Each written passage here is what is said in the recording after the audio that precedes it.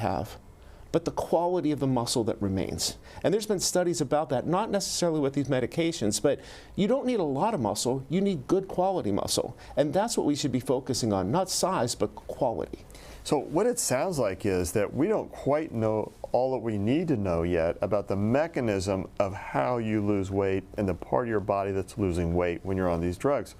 Because, you know, your lean body mass, that's good body mass. It's not like the bad body mass. I guess there's probably a better term for it than bad body mass. You probably know that. Yeah. Well, you know, but there's the one odd thing about it is we were involved in studies many years ago, and what we looked at was when you lose weight and you were losing this lean mass, when you put somebody in a CT scanner or an MRI, what you were finding is you actually have good quality muscle and less good quality muscle. And the weight that comes off as lean tissue is typically the less good quality muscle first. So, you know, we really need to retain the good stuff and not so much worry about how much of the muscle we have, but making sure that that muscle functions very, very, very well. That's where activity comes in. So do we know if these drugs, these Wegovy, Manjaro, Ozempic, do we know if they're taking off the good muscle or the not as good muscle? There have been actually no published studies.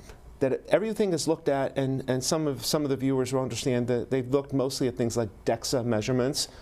DEXA measures lean muscle, it doesn't measure lean tissue, it doesn't measure muscle. Yeah. So the studies haven't published on what that is. I can tell you this, and if this is any indication, just this past week, within the last week, one of the pharma companies that is producing these medications just acquired another pharma company who makes a medication that actually helps with lean muscle retention with elderly individuals. Oh, that's so it's maybe right an indicator that they are concerned about this. They are a little nervous about it, otherwise they don't do those kind of moves. That's correct. So that just gets us back to the point, exercise, exercise, exercise is really an important part of this answer. It is a really important part of the answer, but again, it's not because it's going to show up on the scale, but it's going to show up in other things. And I want to emphasize one really important thing. You know, when we think exercise, it's get to the gym, do all these things. But you know, if you use, for example, bariatric surgery as a good example, which causes the same loss of weight and big amount of loss of muscle mass, just going for a walk every day enhances the quality of the muscle that remains.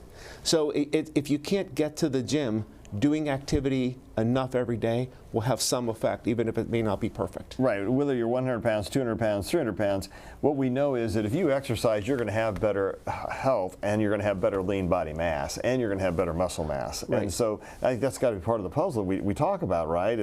So tell us a little bit, how do these drugs actually work? Well, the simplistic thing, and first of all, we're coming up on the third generation of these drugs that are GLP-1 based, and we have first, second, and third generation, and who knows what generation we're going to have. And some of them have been single acting, they've had dual action and three actions. But at the end of the day, what they're basically doing is affecting the molecules and systems of the body that signal satiety to the brain. So, when you eat and you fill up, there's a signal that goes, your brain says, hey, stop eating, I'm full.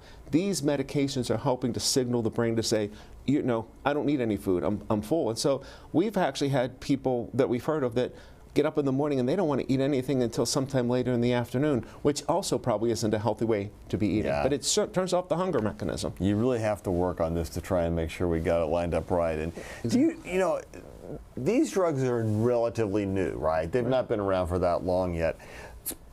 Are we worried at all that there may be longer-term effects that we don't know yet? The longest, well, as we talked earlier, you never know what the long-term effects are going to be. The early indications are that there's really great results on average. The longest studies have been about 72 weeks, which, that's nothing to sneeze at. It's a year-and-a-half studies. They've shown good effects with very small side effects. But the other thing I think is really important is the variability in response to people. This can work for a lot of folks, but for some people, they're not going to get the big response that other people see. And that's where the lifestyle factors come in again, even more so. So just with any medication, they work well for some, but there's a few that they're not going to work for. Yeah, and I think one thing we know is when we put new drugs out in the market, sometimes it takes a while to understand all the side effects. It's easier if they're a look-alike drug. It's harder when they're a brand new class of drugs. These were, relatively speaking, a brand new class of drugs. Last time a brand new class of drugs came out for weight loss, it was when fenfoxetine, we call it fen-phen, came out in the late 90s and ended up causing a lot of severe health issues and had to be pulled from the market. It turned out that pharmaceutical knew about those things and tried to cover up the data. Right. And that was really one of the bad chapters in American pharmaceutical history. But in these drugs, there's a lot of intense scrutiny on looking for bad side effects. Right. And I think that's gotten better because of that fen-phen debacle, you know. But I think the other part of this whole discussion, though, too, is, you know, weight loss is a specialty kind of disease state that we talk about. And, you know, while every physician can prescribe medications, we need to make sure that physicians who are very knowledgeable in obesity medicine, obesity management, and the support structures behind those medications are there for the patients to give them the best care. So that, you know, we're just not prescribing the drug, but we're thinking about the overall health and holistic well-being of that patient. And I think if we do that, I think we're going to have much better effect, and that's what we're doing here at KUMC. And which is really a big deal. You guys have done great work for many years in this space. Y'all are new to this. This has been going on for well over a decade, and so there's a lot of time spent. I've not heard of anything that says you can only be on these drugs for so long. No, that's, you know, there's no guideline out there that says, you know, only be on it for a year, only be on it for a year and a half. You know, and there's actually studies that are ongoing now that are looking at people going on them later.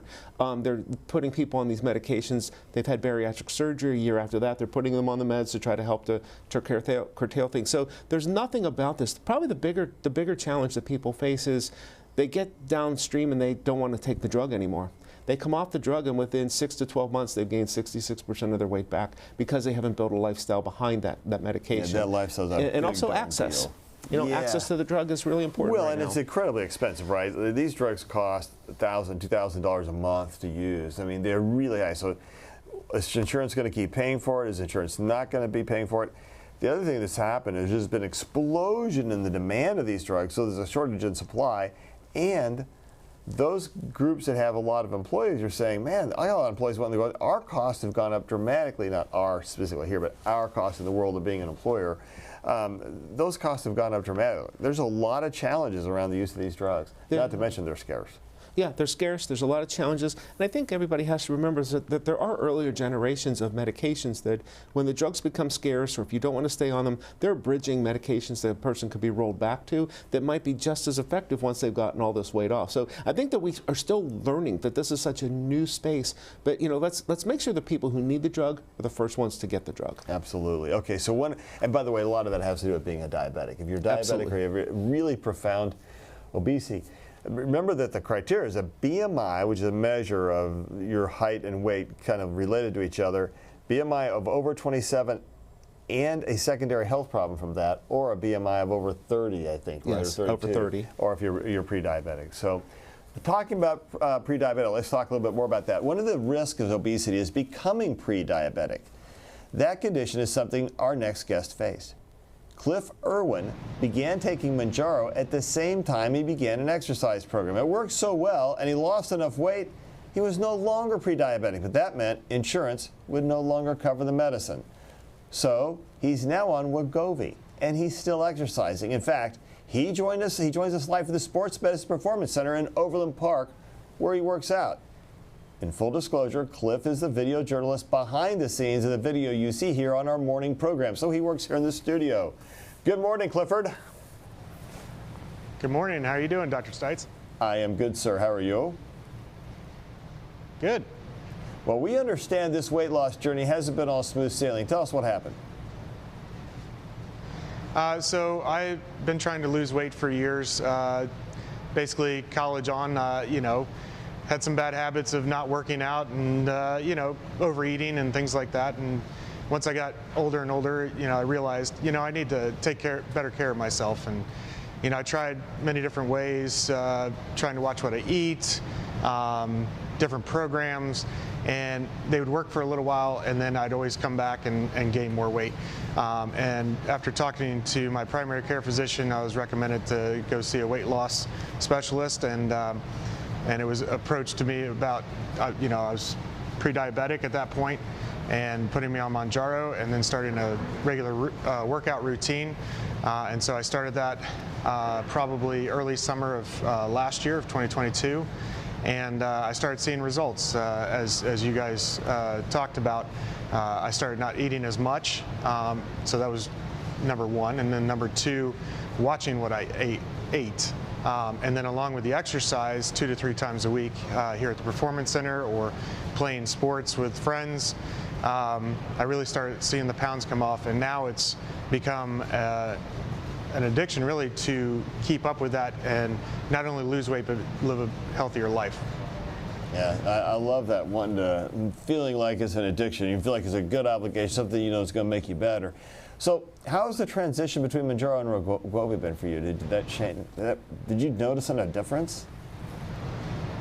I've noticed I'm still losing weight, and I don't know if initially with Mounjaro, because I was at my starting weight to where I am now, that it dropped faster, and now I'm trying to, it becomes a little bit harder to continue to lose the weight. But the key is, like, during the summer, I'm involved with the Scouts, and so I do some Scout camps, and sometimes, you know, there are nutritious foods, but not as many to choose from. And so, you know, I saw a little bit of weight gain, but talking with my doctor and my nutritionist that, you know, don't let that discourage me, come back into it when I come back from camps, things like that, or vacations, and then get back into the routine. That's kind of what I've seen is that my appetite is still curtailed, but it's also making sure that physical activity happens, and then I don't gain as much weight and I can come back easier.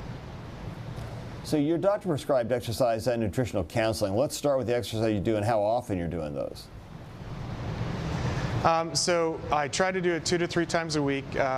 There's a class here at the Performance Center that at 5:30 in the morning, which I was always a night owl before that, but I've become a morning person now because of kids' activity schedules. But as long as I make 2 to 3 times a week, I feel pretty good.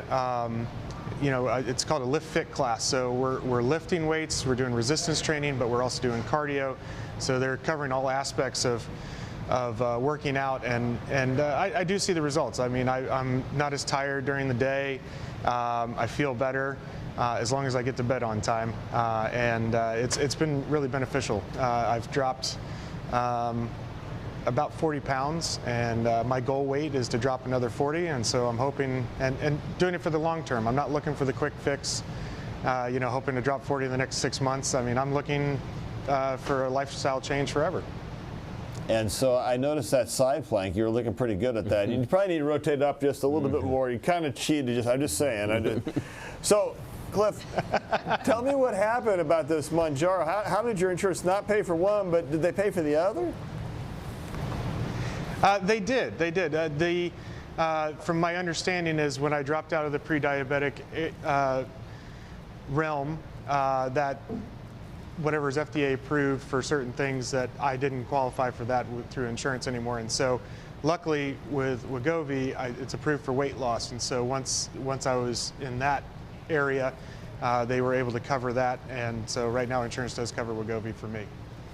All right, so we're going to show people the before picture of Cliff when he tipped the scales at a little over, and he gave us permission to say these things, over 300 pounds. And yes, he says, okay, to shirt. So you've lost quite a bit of weight.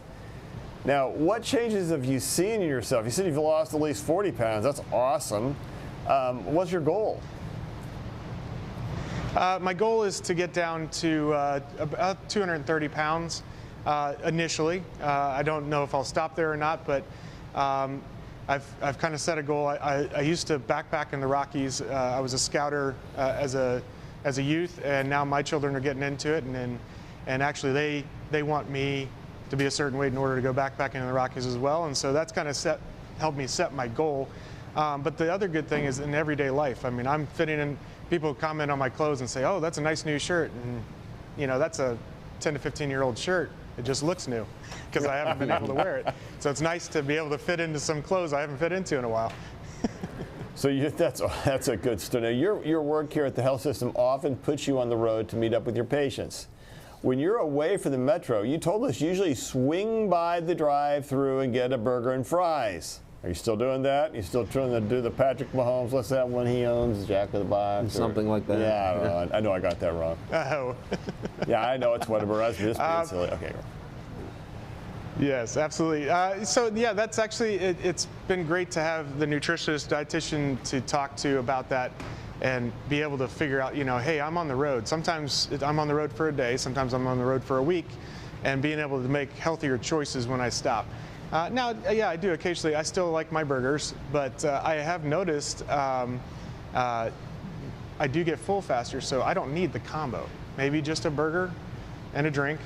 But then later on, I'm going to make sure, okay, I had my burger already, so, for my next meal, I'm going to make a better choice of maybe more vegetables. I try to snack on more protein or fruits instead of, grabbing a candy bar from the convenience store when I stop for gas. So it's just making that conscious effort. And then I used to drink a lot of sodas. And so now I still drink soda, but not nearly as much. I'm okay with stopping if I drink a lot of water. I just have to build that into my time of travel. But and I've seen that difference of staying hydrated as well. I've always thought the French fries were one of my best friends, and you're shooting that down for me, Cliff, and so thanks a lot for that. I'm going to make your next video experience to be terrible. No, just kidding, of course. But I'm glad you've met up with a nutritionist. It sounds like they had a big impact on you as well. Yes, they have, and it's been great because I meet with them every month, and they, go through talking about, okay, so what's worked, what hasn't worked, and, if I have some questions, get some advice. Okay, how, especially when I was doing early on and I was doing road trips, okay, when I go in there, what kind of things should I be looking for? When I go to the convenience store, what kind of options do I have there? Because I had the bad habit of making the beeline for the candy shelf, the soda fountain, and out. And so now I'm actually looking around to see what all the options they have. M&M's with peanuts, baby. All right. Well, Cliff, I mean this in the kindest possible way. It usually sounds bad, but to you it sounds great. You are about a shadow of your former self. Hey, I want to talk next with just a bit with Kelsey Inget, a fitness and corrective exercise supervisor at the Sports Medicine and Performance Center. Kelsey, not all exercise is created equal. What are the best type of exercises for people just starting their weight loss journey with these different meds? I think the most important thing is for them to include a cardiovascular component as well as a strength training component. A lot of times I hear from clients when they start a weight loss journey that they just do cardio, and that's not going to be enough to build the muscle that they need to build on the medications to make sure that they're maintaining lean mass, but also to continue the journey.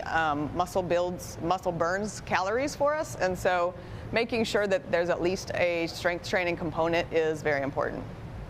Yeah, we forget about that. I think as the older we are, the more important strength training becomes, not only for just the lean body mass, but let's also say for mobility, especially in your hips. It keeps your balance, you're less of a fall risk. Talk a little bit about that, the importance of core strength. Yeah, for sure. Again, cardiovascular exercise is great for our heart. It's great. It has lots of health benefits. But as far as maintaining, like you said, mobility, balance, those are all muscles that need to be challenged. And if they are not challenged, then they get weak like any other muscle. And so adding in those components is going to absolutely help with long-term total body health. Yeah, I think that's really a critical point. And I especially appreciate that Cliff is down there. He's getting that kind of instruction. If you're going to do the right kind of exercise, you want to do all of the above. It's amazing how much better your back's going to feel, how much better your hips are going to feel, how much your knees are going to feel if you actually have strong cores. And as being someone who had to do that, I used to run all the time, so I was really in good cardiac shape. I was not in great physical shape until I started adding the core strength and conditioning. Shout out to Greg Best who got me on that road. So yeah, that is great. And having a good exercise person to help guide you, like Kelsey, makes all the difference. So thank you, ma'am. Thanks for being on the program with us today. So coming back full circle, John Jakisik. Does this all sound consistent with what we were talking about earlier? It sure does. It's all really important. And I think the one thing that's really helpful for us to know and emphasizes this is, we've conducted a survey now of the patients who are getting on these medications. And while something like exercise is critically important, that less than 30% of them are adopting exercise as part of their medical care. So I think we need to figure out how we're going to actually help to do that and integrate that. And the other exciting part for us is we've just been funded to do a study to compare cardio versus resistance exercise within the context of these medications with a direct measurement of muscle mass to see what's actually happening. So we're very excited to be kicking that off here very soon. It's a big darn deal. We've got a great team that's been on this program this morning. We're here to answer your questions. We're going to send them in, have you send them into the information on your screen. That's in your screen. I have post-Halloween blues on your screen. That includes the chat on YouTube or Facebook and the X platform, or emailing the Medical News Network. While you send in your questions, let's get a check on the COVID numbers with Doc Hawk and a little COVID conversation, Doc Hawk. Yeah, I don't know, was that post-Halloween blues due to the sugar coma you were in last night from eating all the Sour Patch Kids and rice? Yeah, I may have a little bit of candy pieces? at night, just a few pieces. Yeah, but right now, hopefully everybody had a safe Halloween, and I know it was cold for the kids to be out there trick-or-treating, but I'm sure they enjoyed it nonetheless. Right now, Steve, we have 17 active patients in the hospital with COVID, so the numbers have been really kind of holding steady between 15 and 20. Hopefully we can stay plateaued like that for the rest of the season, but of course, if not, then at least go down. That would be a good thing as well. I'm happy that it hasn't gone higher given the level of community transmission and wastewater testing, and I think some of that's actually leveled off a little. So, hopefully we're not going to see that jump, but we do know that there is a new dominant COVID variant in the U.S. comprising an estimated 25% of cases. HV1 is another Omicron subvariant and a relative XBB, meaning the current vaccine should still be effective against it. Yeah, that's true. We've just seen... Again, there's not one fully dominant, but there's one in more predominance. There's one variant in more predominance than others, but we have seen this now happening really since, I think, early in the spring, or maybe it was the XBB 1.15. Since that time, we've had several others. I think it is important to remember that we will continue to have variants. That is just what this virus does. It continues to evolve.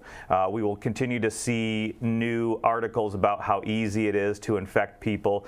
Certainly that is because probably our immune system is really not the best at protecting against infection from these new variants, and that's because, or that is why these new variants take hold and become dominant. But I think the important thing to remember, just like you said, Steve, right now all the indications are that the vaccine will continue to provide protection from hospitalization and severe disease from these new variants. So I think that is very important to remember as well. We're also keeping our eye on another variant, the JN.1, nicknamed Parola. I think I said that right. That's another highly mutated variant discovered recently. The estimated percentage of cases is very small, about 0.1%, but it's growing quickly in France and the UK.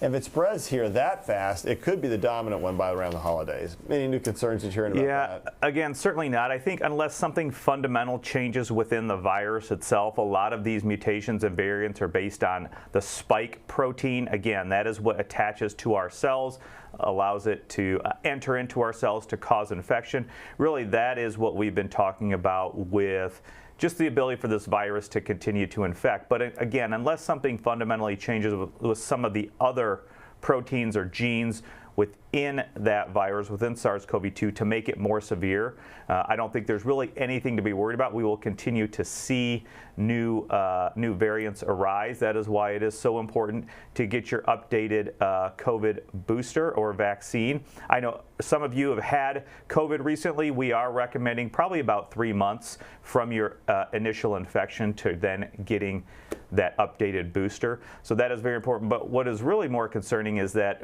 I've seen estimates of either 3.5% up to 7% of the at-risk population, or the population of the United States, have already received their vaccine. That is a very small number for sure.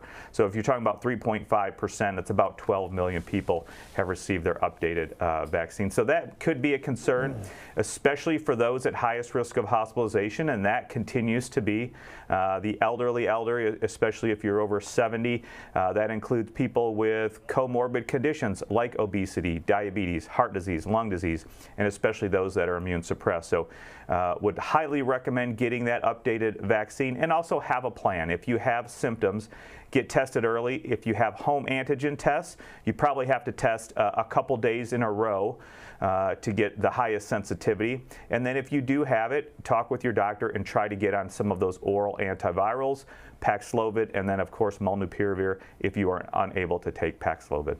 You know, just to say, I think it's important to ask the question. You had the double vaccination last week. Yeah. I just had COVID. How'd you do? Yeah. I did pretty well. You know, I got the double vaccine, like you said, with influenza vaccine and COVID vaccine in different arms. My children did as well. Certainly they are younger. They did pretty well. I had some shoulder pain, had a little bit of chills overnight. I think my daughter had some chills overnight, but other than that, did perfectly fine, and now can feel more confident, especially as influenza activity in the United States is low right now. But by the time it does become high, probably later in this season, we'll have built up that immunity to help protect against severe disease. Was getting both vaccines part of why your hair kind of looks like you just rolled out of bed there, brother? No, I always look like this. Yeah, it might not. It's too long, so I didn't put it up. I just don't have hair anymore. And you know, the other, that's all COVID's fault, by the way. The other thing, just to say, you know, people talk about, well, it's just a common cold. It is not still. COVID is not the common cold. We don't have 17 or 20 patients hospitalized with rhinovirus or with one of the other cold viruses. We have a lot of people, and certainly like we've had 1 or 2 at most with influenza.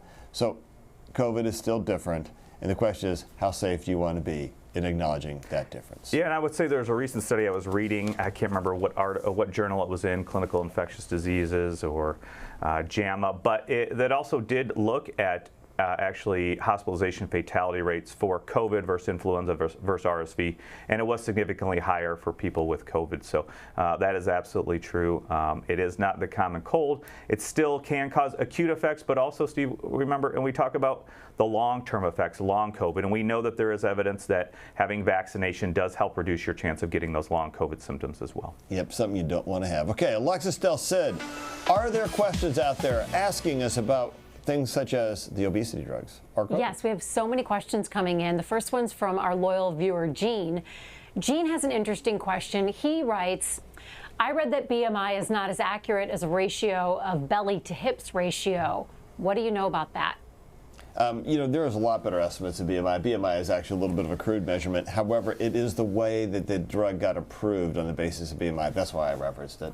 Yeah, no, I mean, there's a lot of debate about this right now, but you know, BMI is the first good clinical indicator. It's an easy thing for your physician to measure in the office, you know, and yes, the waist to hip ratio, or the amount of weight that you carry around your belly, is a bigger risk. But we also know that that's a harder measurement to make. It seems like it's an easy measurement to make, but that's a second thing. So just having a high BMI and a high waist ratio is worse than having a high BMI or a high waist ratio by itself. So both are really important. Yen Liang has a question. Yen wants to know if you could please explain how GLP-1 differs from metformin, and is it truly possible for GLP-1 to help kidney disease patients avoid the need for dialysis? And for those of us who aren't familiar with what GLP-1 is, can you also explain that in your answer?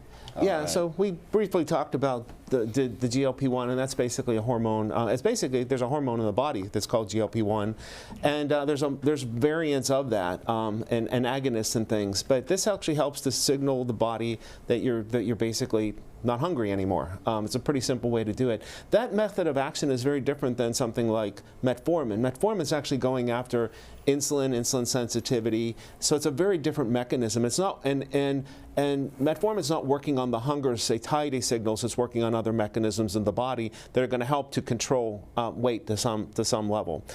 So I think those are really kind of important. And I forget the second part of that question. Yeah, I think just to point out that one of the links here is the link between diabetes and obesity, and we probably didn't talk about that enough. But essentially, patients who are overweight have to produce more insulin to control their blood sugars, and that can lead to insulin resistance. And that, for forces your pancreas to make more and more insulin, and your body become more and more resistant, and then your blood sugars go up, and that's when you have diabetes, because high blood sugars lead to all sorts of changes in how well your white cells work, how well your heart muscle works, how fast your arteries clog up. So by losing weight, your body starts can make less insulin, and that doesn't cause the same degree of insulin resistance. And so you actually have as we heard with Cliff, you can go from being pre-diabetic to non-diabetic, and so that's kind of the connection between weight and these GLP inhibitors, which simply tell you that you're full. Yes. And partly that you may not empty from your stomach as fast. Part of it is just this signal to your brain that says you're full. It's just his way of telling your body, hey, your wiring's wrong, you're still full, and therefore you just don't eat as much. It's funny, people say, well, I can eat all I want. Right, but if you actually look at your total number of calories a day, it's gone down. It's gone down. And the other part about these different medications is some of those, when you think about a drug that affects insulin, like metformin, that actually helps to deal with the sugar and the glucose in the body. But when you have a lot of insulin in the body, it also signals the body to store more fat. So it's basically saying store fat and burn more sugar. And so by dealing with that insulin resistance with something like metformin, you're causing the body to not want to store quite as much weight on it as it goes forward. So they're definitely different mechanisms of action, and both are really effective. Very different, and they both have important uses in different types of patients, and sometimes they're used together. And Yen was asking if these drugs could help kidney patients avoid dialysis. Yeah, so there's basically a recent study that's been done. I'm not sure if it's in the literature right now, but it's been promoted in all the places that we've been going, where it's actually showing some effects on kidney function. And the jury is still out, but they're finding that this is affecting kidney function, it's affecting heart disease. It's really going to have some downstream effects. So stay tuned, but I think it actually probably will have some effects. What we know is that obesity can affect multiple parts of your body, and if you can have a healthier weight, then you're going to be healthier. We have two questions from two different viewers, but both are for Cliff. The first one is from Pam. How often do you take the medication? And then Steve wants to know if there are any side effects that you've noticed. So I take the medication once a week, and I try to take it midweek because I want to take it through the weekend. Because sometimes I do feel a little bit more hunger when I get closer to my next dosage. So I want to take it through a time where I might be sitting at home a little bit more watching a ball game, or where there's more chances of me, not eating as nutritious or portion control. So I take it midweek every week to take me through the weekend. And then some of the side effects is, I know there are some side effects. I haven't seen many of the side effects in myself. But definitely maintaining more fiber in your diet is going to be key. At least it was for me. And I know some other people have different reactions to it, but that's mainly what I've experienced. Well, Cliff, you look fantastic. We always tell you every time you walk in, in here, we're always saying, is that a new shirt? And you say no, like you said. No, it's an old shirt, but it just fits differently now. But you look so good. We're so happy for you. Well, thank you. Hey, Kelsey, here's a quick question. How often do you tell patients to come in? I would say a minimum of twice a week. Usually one time a week is just going to not be enough to get the results that you want. Obviously anything is better than nothing, but a minimum of twice a week, and that's along with like 20 minutes of just physical activity every day. All right. Alexis, other questions? This has been a great discussion. We usually get these questions coming in throughout the day. So if it's all right, can we send you the questions, Dr. Stites or Cliff? Can we send you the follow-up questions? We're going to be looking for them. How much weight do people lose usually? Well, normally they're saying about 40. They can lose up to 40% of their weight. So the average right now on Mounjaro is about 26, 27%. With Wegovy or Ozempic, it's a little bit less than that, but on average it's 20 to 25%, and that's a fair amount of weight. That can be a lot of weight. All right, so let's get to some final thoughts. I'm going to start with you, Dr. Jakisik. Yeah, so I think that we are in a new era of treatment for obesity and excess weight and adiposity. And I think that this is a very exciting time. At the same time, there's so much that we still don't know. But this is an opportunity for patients to actually change their lives, as Cliff was talking about. And it's not just about taking the medication, just like it's not about taking medication just for hypertension or cholesterol. There's a lifestyle package behind that.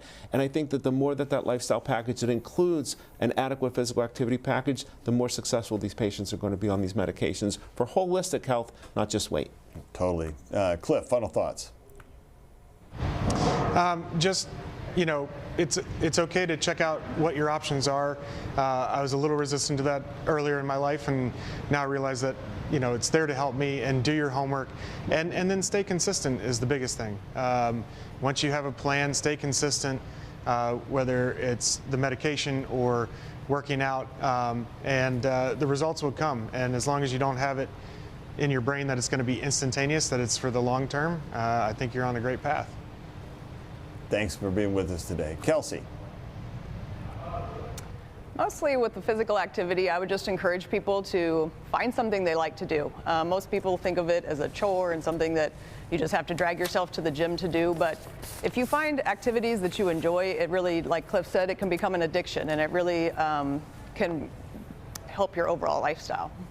Yeah, I think it helps your overall mental health, right? So thank you guys for being on the program this morning. It's a big deal. And Cliff, truly, you are but a shadow of your former self.